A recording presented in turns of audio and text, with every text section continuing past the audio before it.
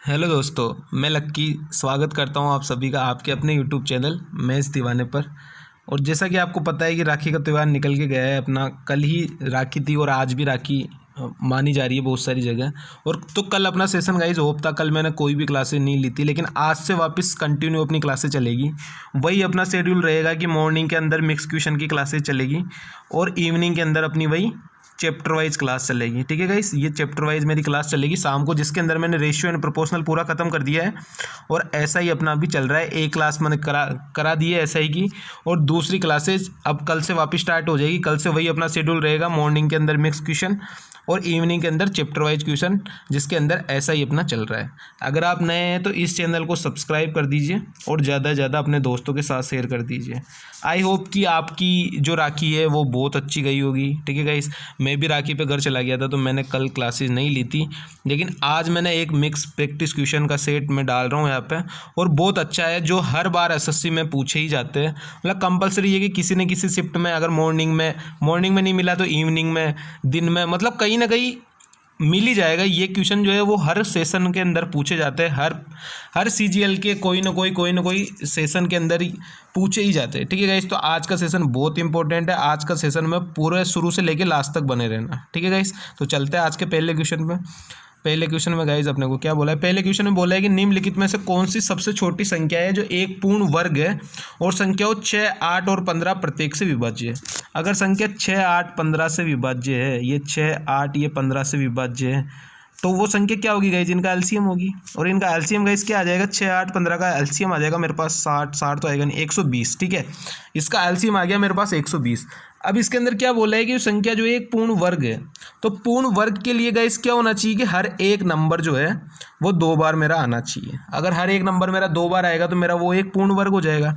जैसे मैं इस 120 के अगर फैक्टर करता हूँ तो 120 के फैक्टर क्या क्या आ जाएंगे? ये आ जाएंगे मेरे पास गाइस निकल के 20 गुणा में 3 गुणा में 2। ठीक है, और अगर मैं वापस इसको अगर 20 को अगर मैं और तोड़ता हूँ तो मेरे पास क्या क्या आ जाएगा? 2 गुणा में 2 गुणा में 5, ये निकल के आ जाएगा। और ये ऊपर से नीचे 3 और ये लास्ट वाला 2। इतनी चीज़ समझ में आ गई आपको? अब गाइज आप यहाँ पे एक चीज़ आप देखो कि ये 2 जो है वो ऑलरेडी 2 बार है, ये पूर्ण वर्ग बन रहा है एक। ये तीनों के तीनों मेरे पास पूर्ण वर्ग नहीं बन रहे। अगर ये तीनों के तीनों मेरे पास पूर्ण वर्ग नहीं बन रहे तो मैं इन तीनों की गुणा एक बार दोबारा करूंगा, गुणा 5 गुणा 3 गुणा 2, तभी तो जाके मेरा ये एक पूर्ण वर्ग बनेगा। ये 5 का पूर्ण वर्ग बन गया, ये 3 का पूर्ण वर्ग बन गया और ये 2 का पूर्ण वर्ग बन गया। तभी तो पूर्ण वर्ग ये बनेगा ना मेरा, क्योंकि क्वेश्चन के अंदर मेरे को क्या बोला है कि मेरे को एक पूर्ण वर्ग चाहिए, पूर्ण वर्ग संख्या चाहिए जो सबसे विभाज्य हो। मेरे पास यहाँ पे 2 का मिल रहा था, मेरे पास यहाँ पे 2 का मिल रहा था, मेरे पास नहीं मिल रहा था तो 5, 3 और 2 का नहीं मिल रहा था, क्योंकि ये संख्या एक बार आ रही है। लेकिन मेरे को क्या बोला था? पूर्ण वर्ग आना चाहिए, और पूर्ण वर्ग आने के लिए मेरे को हर एक संख्या 2 बार मांगती है। ठीक है, अगर 2 बार मांगता है मेरा तो यहाँ से मेरे को एक बार और लिखना पड़ेगा, तो मैंने एक बार और लिख दिया। तो यहाँ से मेरा कितना निकल के आ जाएगा? ये ऊपर वाला था 120, तो ये 120, ये गुणा में ये नीचे मैंने कितने नंबर से गुणा कर दिया? गुणा 5 गुणा 3 गुणा 2, यानी कितने नंबर से गुणा कर दिया? 5 3 15 और 15 दूनी 30। तो मेरा आंसर गाइस क्या आ जाएगा? 3600। और यही मेरा करेक्ट आंसर हो जाएगा। क्या बोला था क्वेश्चन में कि अपने को एक पूर्ण वर्ग बनाना है, और पूर्ण वर्ग कब बनेगा? जब हर एक नंबर 2 बार रिपीट होगा। और 2 बार यहाँ पे 2 तो रिपीट हो गया एक बार, लेकिन यहाँ पे 5, 3 और 2 रिपीट नहीं हो रहा था, तो मैंने एक बार और गुणा कर दिया तो मेरा एक पूर्ण वर्ग मिल गया। तो मेरे को यहाँ पे क्या समझ में आया गाइस कि अगर मेरे को पूर्ण वर्ग बनाना है तो मेरे को हर एक नंबर 2 बार चाहिए, क्यूब बनाना है तो हर एक नंबर 3 बार चाहिए। ठीक है गाइस, तो इतनी चीज़ आपको समझ में आ गई होगी। मेरे को यहाँ पे बोला था कि पूर्ण वर्ग बनाना है तो मैंने एक बार और गुणा कर दिया। ठीक है गाइस, चलते हैं नेक्स्ट क्वेश्चन पे। आई होप कि आपको समझ में आ गया होगा। ये वाला क्वेश्चन, आज का सेशन बहुत इंपॉर्टेंट है, लास्ट तक बने रहना। हर एक क्वेश्चन बहुत इंपॉर्टेंट है और अच्छे क्वेश्चन लेके आया हूँ। ठीक है गाइस, चलते हैं नेक्स्ट क्वेश्चन पे। नेक्स्ट क्वेश्चन में अपने को क्या बोल रहा है? नेक्स्ट क्वेश्चन भी अब ध्यान से समझ लेना। नेक्स्ट क्वेश्चन में अपने को क्या बोला है? नेक्स्ट क्वेश्चन में अपने को गाइस बोला है कि केंद्र O वाले वृत्त के लघु वृत्तखंड में AB जीवा है और AB चाप लघु चाप AB पर A और B के मध्य बिंदु C है, जो AB पर खींची गई वृत्त की स्पर्श रेखा है बिंदु D पर मिलती है। यदि ACB 116 है तो ADB का माप कितना होगा? ये मैं एक वृत्त बना लेता हूँ गाइस। ठीक है, ये मैंने बना लिया गाइस एक वृत्त। ठीक है।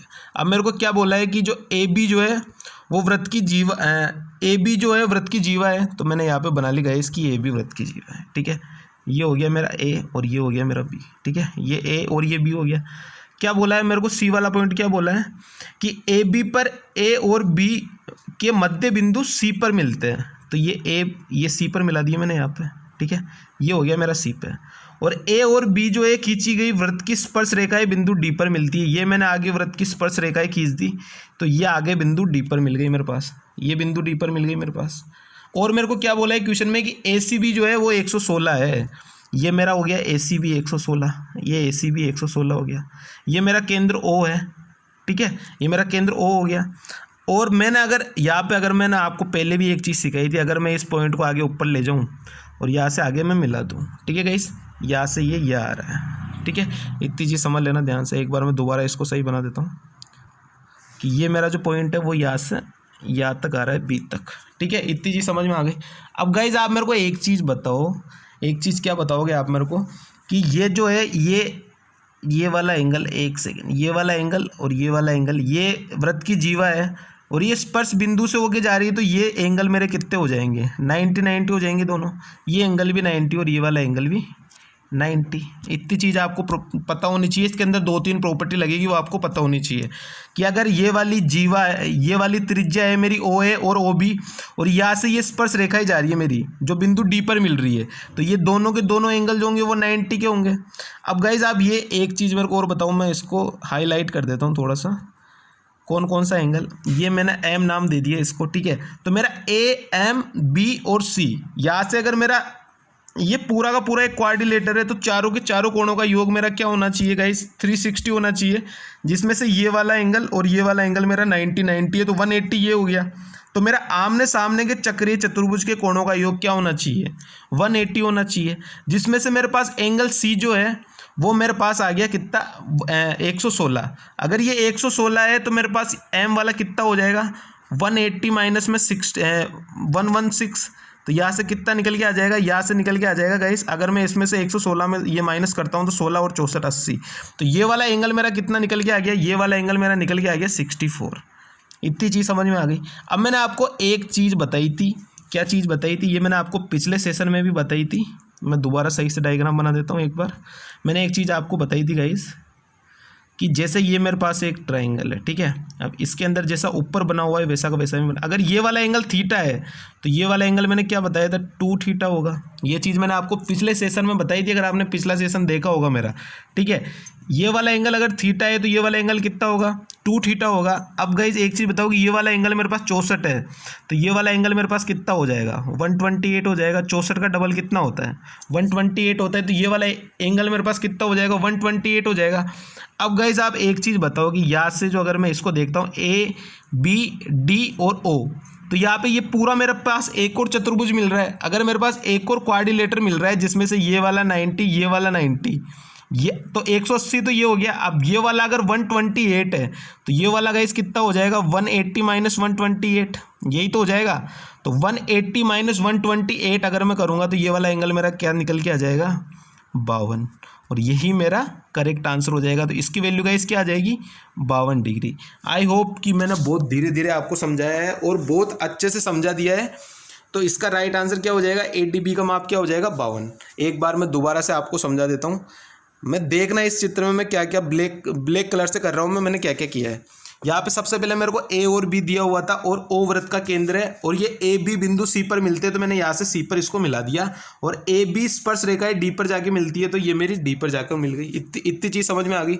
उसके बाद मैंने क्या किया कि अगर ये स्पर्श रेखाएं जा रही है और ये दोनों के दोनों वृत्त की त्रिज्या है, तो ये वाला एंगल और ये वाला एंगल दोनों के दोनों 90 होंगे। अगर ये 90 हो गए तो बस मेरे को एक चीज़ समझ में आ गई। क्या चीज़ समझ में आ गई कि ये क्वाड्रिलेटर AMBC, ठीक है, ये मैं लिख लेता हूँ कि क्वाड्रिलेटर AM, ये B और ये C, सही से लिख लेता हूँ, एक सेकंड रुके,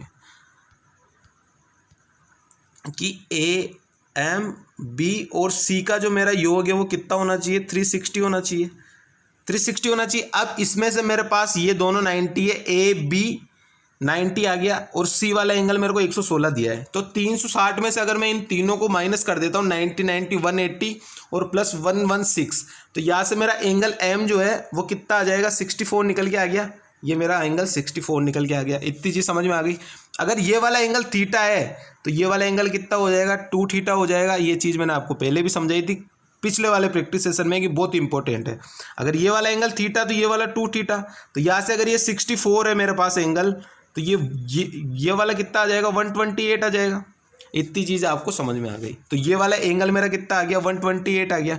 अगर ये वाला एंगल 128 आ गया तो ये वाला नीचे जो है, अगर मैं इसको यहाँ से ओ ए डी और बी, ये भी पूरा एक क्वाड्रिलेटर मेरा बन रहा है, ठीक है। और ये वाला क्वाड्रिलेटर बन रहा है, तो इसके भी जो है आमने सामने के कोणों का योग 180 होता है। अगर ये वाला 128 है तो ये वाला कितना हो जाएगा, 180 माइनस में 128 यानी 52 हो जाएगा। और मेरे को पूछा भी यही था कि डी वाला कोण कितना है, तो मेरा आंसर गाइस क्या आ जाएगा, 52। आई होप कि ये वाला क्वेश्चन बहुत अच्छे से समझ में आ गया होगा। एक एक चीज़ को मैंने क्लियर कर दिया है, ठीक है गाइस। चलते हैं नेक्स्ट क्वेश्चन पर। नेक्स्ट क्वेश्चन में क्या बोल रहा है, नेक्स्ट क्वेश्चन में अपने को बोला है, ये वाला क्वेश्चन भी ध्यान से समझ लेना। आज के सारे क्वेश्चन बहुत इंपॉर्टेंट है और सारे के सारे एसएससी में पूछे ही जाते हैं। ये कंपलसरी है, किसी न किसी शिफ्ट में पूछे ही जाते हैं।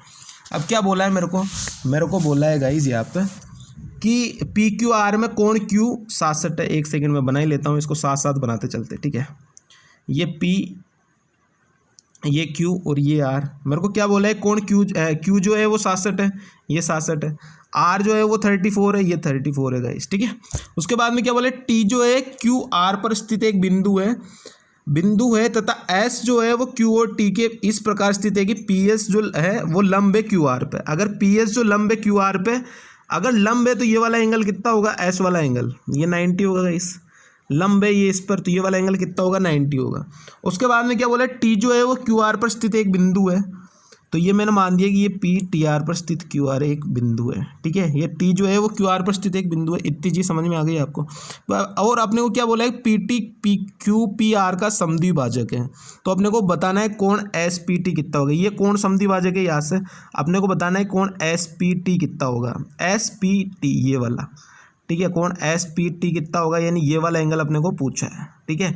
अब इस चीज़ को ध्यान से समझ लेना। क्या चीज़ ध्यान समझ लेना, मैं अलग से आपको एक डायग्राम बना के बता देता हूँ कि कैसे कैसे सीन चलता है यहाँ पे। जैसे मैंने एक ये डायग्राम बना लिया अलग से, ठीक है, कि ये त्रिभुज ए बी सी है मेरे पास के त्रिभुज, ये ए, ये बी, ये सी।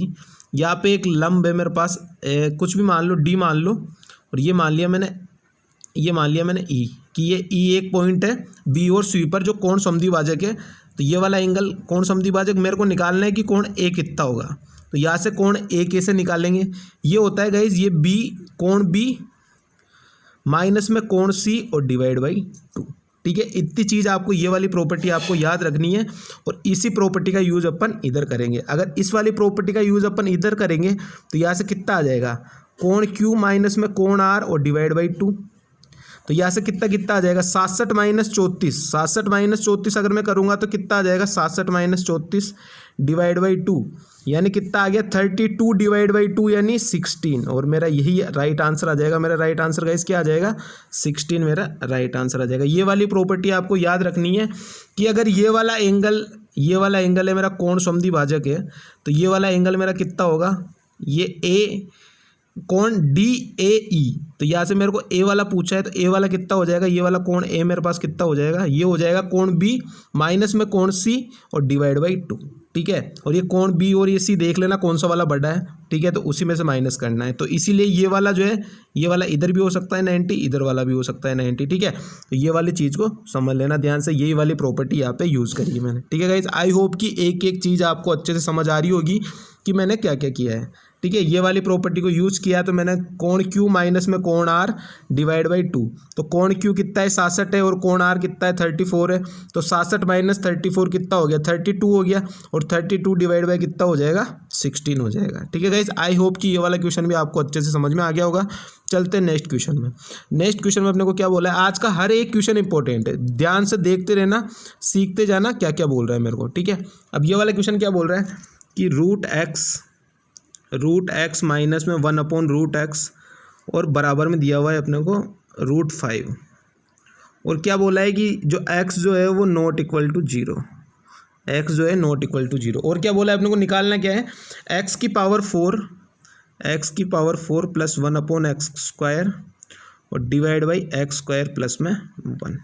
अब यहाँ से गाइस आप अपने को निकालना है ये, तो मैं इसको आसान बना लेता हूँ। आसान कैसे बना सकता हूँ मैंने, जैसे यहाँ पे x कॉमन ले लिया तो यहाँ से क्या निकल के आ जाएगा, x³ प्लस में 1/x³, यही आ जाएगा निकल के।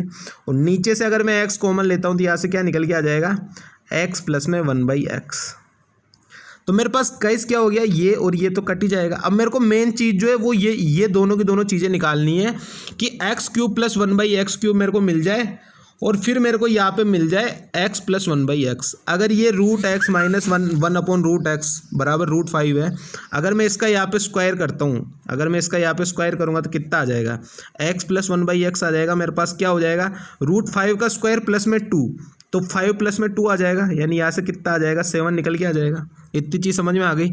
अगर मैं इसका x³ प्लस 1/x³ निकालता हूँ, अब मेरे पास x प्लस 1/x आ गया, तो मैं x³ प्लस 1/x³ आराम से निकाल सकता हूँ। तो यहाँ से कितना हो जाएगा, 7 का क्यूब माइनस में 7 का क्यूब है, एक सेकंड सही से लिख लेता हूँ थोड़ा, 7 का क्यूब माइनस में 3 गुणा में 7, तो यहाँ से कितना आ जाएगा, 343 माइनस में 21, 343 माइनस में 21, तो यहाँ से मेरा कितना निकल के आ गया, 322।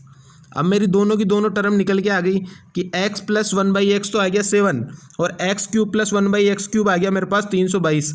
तो बस मैं यहाँ पे वैल्यू पुट कर लेता हूँ। अगर मैं यहाँ पे वैल्यू पुट कर लेता हूँ तो x³ प्लस 1/x³ कितना है, 322 है, ये 322 और divide by x plus 1/x कितना है, 7 है, तो यहाँ से 7। अगर मैं यहाँ से डिवाइड करता हूँ तो 7 चौक 28, 4 7 छंग 42, तो मेरा आंसर क्या आ जाएगा गाइस, 46 आ जाएगा।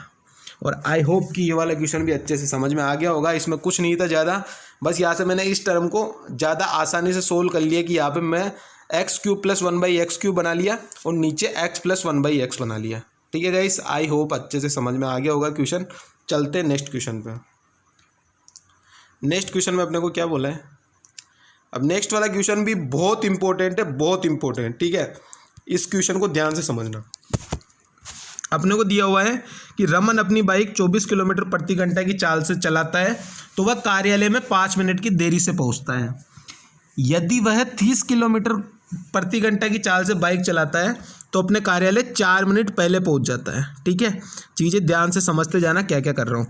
वह 27 किलोमीटर की चाल से अपने कार्यालय तक पहुँचने में कितना टाइम लगाएगा। अब यहाँ पे दिया हुआ है मेरे को स्पीड का रेशियो। स्पीड का रेशियो गाइस क्या दिया हुआ है, थोड़ा कलर चेंज कर लेता हूँ, ब्लैक। ठीक है, यहाँ पे मेरे को स्पीड का रेशियो क्या दिया हुआ है, 24 और बाद में हो रहा है मेरा 30। तो 24 रेशियो 30 को अगर मैं काट लेता हूँ तो 6 चौके 24 और 6 पंजे 30। इतनी चीज़ आपको समझ में आ गई, 6 चौके 24 और 6 पंजे 30। अब यहाँ से अगर ये स्पीड का है तो टाइम का क्या हो जाएगा, 5:4 हो जाएगा। ये हो जाएगा गाइस कि 5:4 हो जाएगा। इतनी चीज़ समझ में आ गई। अब यहाँ से आप एक चीज़ बताओ कि यहाँ पे गैप कितने का आ रहा है, 1 का, और इधर मेरे पास टाइम का गैप कितने का आ रहा है, 5 मिनट की देरी और फिर 4 मिनट पहले पहुँच जाता है, यानी टोटल 5 + 4 9 का आ रहा है गैप। अगर यहाँ पे मेरे पास 9 का गैप आ रहा है तो 1 की वैल्यू 9, तो यहाँ पे टाइम कितना लग रहा था मेरा, 5 नाम 45, और यहाँ पे मेरा टाइम लग रहा था 45, लेकिन 5 मिनट की देरी से पहुँच रहा हूँ। अगर यहाँ पे मैं 5 मिनट की देरी से पहुँच रहा हूँ तो मेरा टाइम क्या हो जाएगा, एग्जैक्ट टाइम कितना हो जाएगा, 45 प्लस में 5 50। इतनी चीज़ आपको समझ में आ गई गाइस, आई होप कि इतनी चीज़ समझ में आ गई होगी आपको। ठीक है, तो यहाँ से मेरा क्या निकल के आ जाएगा गाइस, 45 प्लस में 5 50 निकल के आ जाएगा। ठीक है, इतनी चीज़ आपको समझ में आ गई। अगर आप इस क्वेश्चन को करना चाहो तो आप दूसरे मेथड से भी कर सकते हो। दूसरा मेथड क्या होता है, डायरेक्ट फॉर्मूला लगा के कि S1 गुणा में S2 divide by S1 minus S2 गुणा में T1 plus T2 divide by 60 minute में चेंज करने के लिए। ठीक है, लेकिन यहाँ से अगर आप उस तरीके से नहीं करोगे और इस वाले तरीके से करोगे तो ज़्यादा बेटर है। ठीक है गाइस, तो इस वाले तरीके से अगर आप करते हो तो ये वाला आंसर बिल्कुल परफेक्ट आएगा और नहीं अपने को ज़्यादा टाइम भी नहीं लगेगा इस वाले क्वेश्चन को करने में, और क्वेश्चन आसानी से हो जाएगा। ठीक है गाइस, चलते हैं नेक्स्ट क्वेश्चन पे। नेक्स्ट क्वेश्चन में क्या बोल रहा है, नेक्स्ट क्वेश्चन में अपने को बोला है कि P और Q ने एक साथ एक काम पूरा किया और उन्हें क्रमशः 1080 रुपये और 1440 रुपये का भुगतान किया गया। यदि P पूरे कार्य को 20 दिनों में पूरा कर सकता है तो उन्होंने एक साथ मिलकर कार्य को पूरा करने में कितने दिन का समय लगेगा। ठीक है। तो यहाँ पे मेरे को उनकी मजदूरी का रेशियो दिया हुआ है 1080 और 1440, ठीक है। अगर मैं इसको यहाँ से काटता हूँ तो कितना आ जाएगा, 12 नमानी 108 और 12 12 144। अगर मैं यहाँ पे फिर से 3 से काट देता हूँ तो 3 3 9 3 चौक 12, और यही मेरी पी और क्यू की इफिशियंसी का रेशियो आ गया। इफिशियंसी का रेशियो का मेरे पास क्या आ गया, 3 और 4। अब क्या बोला है कि पी जो है वो पूरे कार्य को 20 दिनों में कर देता है। अगर पी पूरे कार्य को 20 दिनों में कर रहा है तो इफिशियंसी है 3, तो टोटल वर्क यहाँ से कितना आ जाएगा, 3 गुणा में 20, तो यहाँ से टोटल वर्क कितना आ गया, 60 आ गया। अब मेरे को क्या बोला है, तो एक साथ मिलकर कार्य को पूरा करने में कितने दिन का समय लगेगा। अब टोटल वर्क आ गया 60, दोनों की इफिशियंसी है 3 प्लस में 4 यानी 7, तो यहाँ से कितना निकल के आ जाएगा, यहाँ से निकल के आ जाएगा मेरे पास 8 सही 4/7, ठीक है। और यही मेरा करेक्ट आंसर हो जाएगा। क्या बोला था मेरे को, दिया हुआ था मजदूरी का रेशियो। अगर मजदूरी का रेशियो दिया हुआ है तो वही उनकी इफिशियंसी का रेशियो हो जाएगा। इफिशियंसी का रेशियो मेरे पास क्या आ गया, 3:4। अब मेरे को क्या दिया हुआ था कि जो पी जो है वो अपने कार्य को 20 दिनों में पूरा कर लेता है, और पी की इफिशियंसी कितनी है, 3 है, तो टोटल वर्क कितना हो गया, 3 गुणा में 20, 60 हो गया मेरे पास। उसके बाद में क्या बोला है मेरे को कि अगर वो दोनों के दोनों एक साथ मिलकर कार्य करते हैं तो एक साथ मिलकर कार्य करेंगे 60 काम को, अगर 7 की इफिशियंसी से, तो कितने दिन लगाएंगे, 8 सही 4/7, ठीक है। आसान क्वेश्चन था, ज़्यादा हार्ड नहीं था, लेकिन ये वाले में भी है ना बच्चे फंस जाते हैं। कैसे फंस जाते हैं, क्योंकि यहाँ पे पैसे का आ गया और फिर यहाँ पे डायरेक्ट अपने को 20 दिन दे दिया। तो जो उनकी मजदूरी का जो रेशियो होता है वही उनकी इफिशियंसी का रेशियो होता है, इस चीज़ को ध्यान रख लेना, ठीक है गाइस। तो आई होप चलते हैं नेक्स्ट क्वेश्चन पे। ये वाला क्वेश्चन भी अच्छे से समझ में आ गया होगा।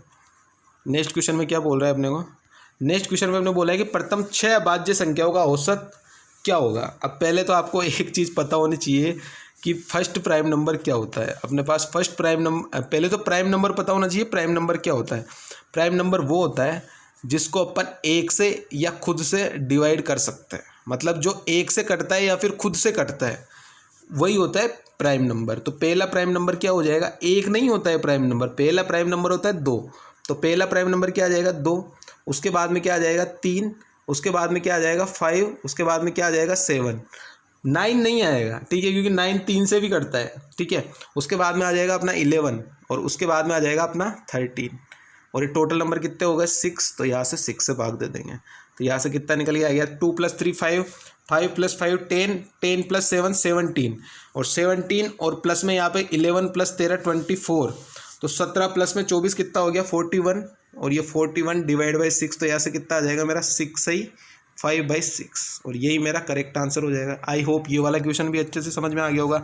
इसके अंदर तो आपको ये पता होना चाहिए कि प्राइम नंबर क्या होते हैं, और प्राइम नंबर, पहला प्राइम नंबर क्या होता है। अगर आप पहला प्राइम नंबर ही 1 ले लोगे तो आंसर गलत हो ही जाएगा। प्राइम नंबर क्या होता है, जो 1 से या खुद से कटता है, ठीक है गाइस। चलते हैं नेक्स्ट क्वेश्चन में। नेक्स्ट क्वेश्चन में अपने को क्या बोल रहा है, नेक्स्ट क्वेश्चन में अपने को ये बोला है कि ए, बी और सी तीनों 10,500 रुपये की राशि को आपस में क्रमशः 5:7:9 के अनुपात में विभाजित करते हैं।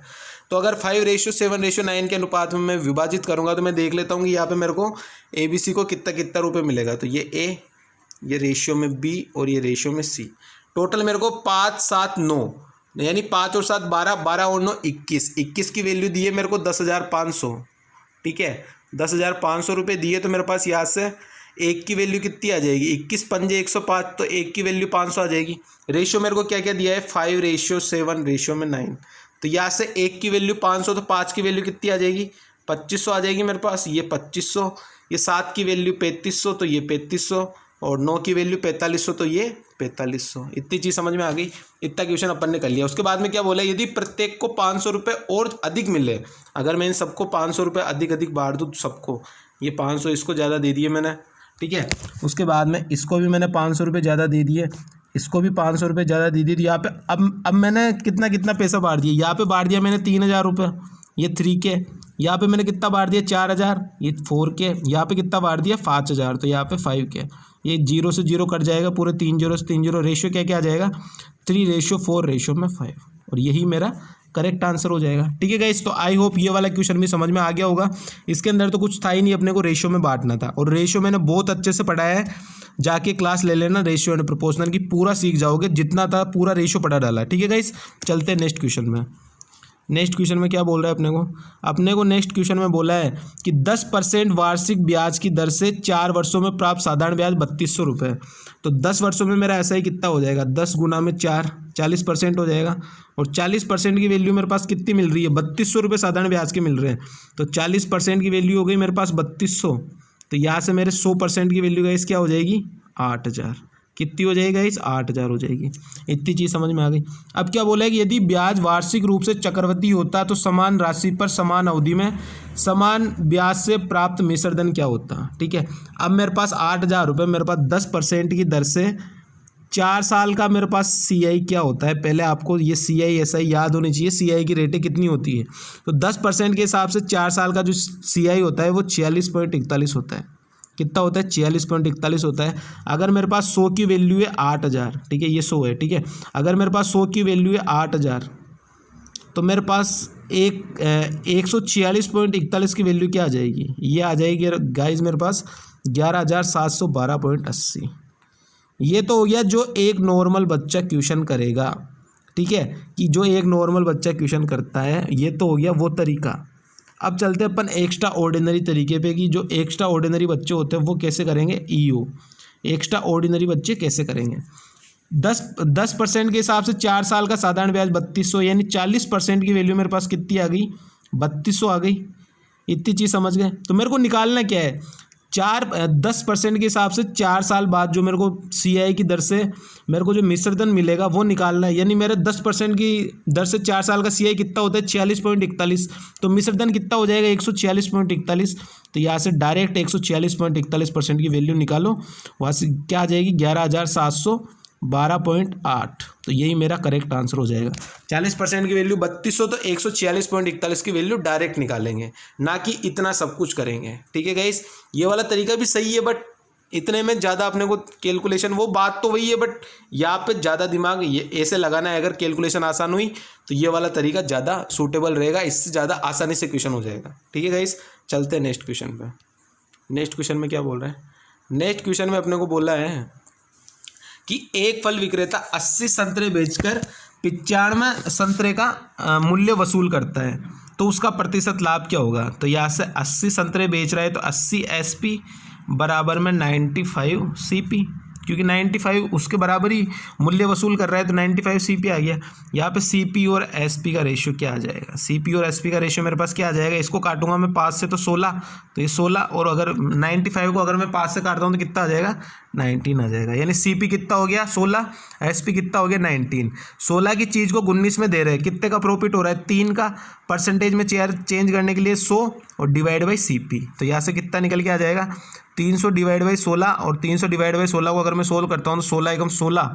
ठीक है, यहाँ पे बच गया मेरे पास 14, तो यहाँ पे 18 वाला कौन सा आ रहा है, 18.75। तो ये 18.75 ही मेरा करेक्ट आंसर हो जाएगा।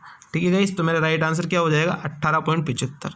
इसमें तो कुछ था ही नहीं, आसान क्वेश्चन था, लेकिन ऐसे क्वेश्चन भी पूछ रहा है। अभी 2021 का क्वेश्चन है तो करना आना चाहिए आपको। ठीक है गाइस, चलते नेक्स्ट क्वेश्चन पे। नेक्स्ट क्वेश्चन क्या बोल रहा है अपने को, नेक्स्ट क्वेश्चन में अपने को बोला है, अब ये वाला क्वेश्चन में ध्यान से समझ लेना, इंपॉर्टेंट क्वेश्चन है। और इसी क्वेश्चन के अंदर मैं आपको 4 क्वेश्चन बताऊंगा, और चारों के चारों आपको कैसे सोल्व करने वो देख लेना। 4 अलग अलग क्वेश्चन बता रहा हूँ। क्या बोल रहा है, केले के मूल्य में 20% की कमी होने पर एक ग्राहक को 80 रुपये में 6 केले अधिक खरीद सकता है, तो केले के प्रति दर्जन मूल्य में हुई कमी के बाद रुपए ज्ञात करने अपने को। अब सबसे पहले आपको एक चीज़ ये बताओ कि प्राइस के अंदर मेरा कितना कम हो रहा है। प्राइस हो रहा है मेरे 20% की कमी है, 20% की फ्रैक्शन वैल्यू 1/5, यानी प्राइस मेरी हो रही है 5 से 4। इतनी चीज़ समझ में आ गई। प्राइस और कंजप्शन का रेशियो अपोजिट होता है। ठीक है, अपोजिट कैसे होता है, अगर प्राइस बढ़ेगी मेरे पास तो चीज़ें मेरे पास कम आएगी, और अगर प्राइस मेरी घटेगी तो चीज़ें ज़्यादा आएगी। अब देखना, ये आ रहा है मेरा प्राइस का रेशियो, तो मेरा कंजप्शन का रेशियो क्या आ जाएगा, 4:5 आ जाएगा। अगर मेरे पास प्राइस ज़्यादा होगी तो चीज़ें कम आएगी, अगर प्राइस कम होगी तो चीज़ें ज़्यादा आएगी। इतनी चीज़ यहाँ से पता पड़ गई। अब चलते अपने को कि यहाँ से अपने को कितने केले अधिक खरीद सक रहे हैं। कंजप्शन अपना कितना हो रहा है, 4 से 5 हो रहा है, यानी 1 यूनिट की वैल्यू क्वेश्चन के अंदर क्या दी है कि 6 केले अधिक खरीद सकते हैं। तो 1 यूनिट की वैल्यू 6, तो यहाँ से 4 यूनिट की वैल्यू क्या आ जाएगी कि शुरू में कितना खरीद रहा था 24, और बाद में कितना खरीद रहा है 6 पंजे 30। तो 2 क्वेश्चन तो मेरे यहाँ से बन गए कि शुरू वाली जो चीज़ें वो कितनी खरीद रहा था 24 और बाद वाली चीज़ें कितनी खरीद रहा था 30। ये तो हो गया मेरा सामान का।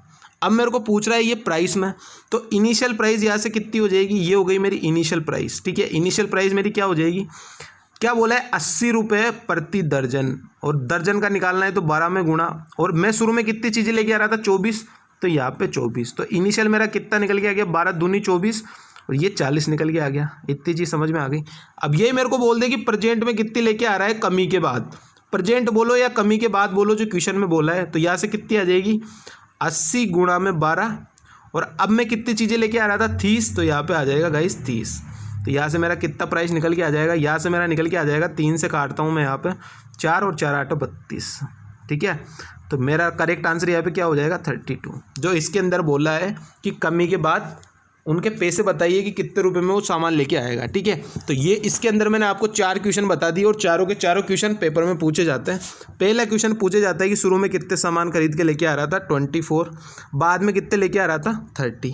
ठीक है, उसके बाद क्या बोला है कि इनिशियल प्राइस क्या होगा, तो इनिशियल प्राइस डिवाइड करना है सामान कितने लेके आए थे, और यहाँ पे भी प्रेजेंट वाला पूछेगा या फिर कमी के बाद वाला, तो इससे। ठीक है गाइस, आई होप ये चारों के चारों क्वेश्चन आपको समझ में आ गए होंगे। एक ही क्वेश्चन में 4 क्वेश्चन बता दिए, था तो एक ही क्वेश्चन, लेकिन ये 4 टाइप के क्वेश्चन इस टाइप के क्वेश्चन से बनते हैं, तो मैंने चारों के चारों समझा दिए। ठीक है गाइस, आई होप समझ में आ गया होगा। चलते हैं नेक्स्ट क्वेश्चन पे। नेक्स्ट क्वेश्चन में अपने को क्या बोल रहे हैं, नेक्स्ट क्वेश्चन भी बड़ा अच्छा क्वेश्चन है, ध्यान से समझना। मेरे को बोला है कि एक दुकानदार किसी मशीन पर 18% की छूट देते हुए 48,380 रुपये में बेचता है। अगर मैं 18% की छूट दूंगा तो मेरे पास चीज़ कितने की रह जाएगी 100 - 18 यानी 82 की रह जाएगी मेरे पास वो चीज़। अब 82% की कीमत मेरे को दी हुई है 48,380। तो गाइस आप एक चीज़ बताओ कि यहाँ से मेरा कितना आ जाएगा, 100% की वैल्यू कितनी आ जाएगी। अगर 82 की वैल्यू 48,380, तो 100 की वैल्यू यहाँ से कितनी आ गई मेरे पास 59,000, कितनी आ जाएगी गाइस 59,000। अब मैंने इतनी चीज़ निकाल ली। इसके बाद में क्या बोला है, यदि वह छूट नहीं देता तो उससे 18% का लाभ होता। अब अगर वो छूट नहीं दे रहा है तो उससे 18% का लाभ हो रहा है, यानी 118 की वैल्यू मेरे को क्या दी है 59,000। तो यहाँ से मेरी 100 की वैल्यू गाइस क्या आ जाएगी, अगर 118 की वैल्यू दी है 50, तो यहाँ से ये टोटल 5 बार कट जाएगा, यानी 500 बार कट जाएगा। अगर 500 की गुणा 100 से करूँगा तो 50,000।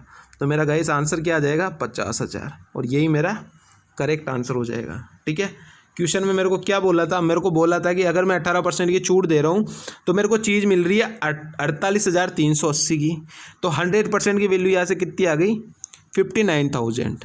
अब क्या बोला है क्वेश्चन में, यदि वह छूट नहीं देता है, अगर वो छूट नहीं देगा तो उसे 18% का लाभ होगा, यानी 118 की वैल्यू कितनी आ रही है 59,000।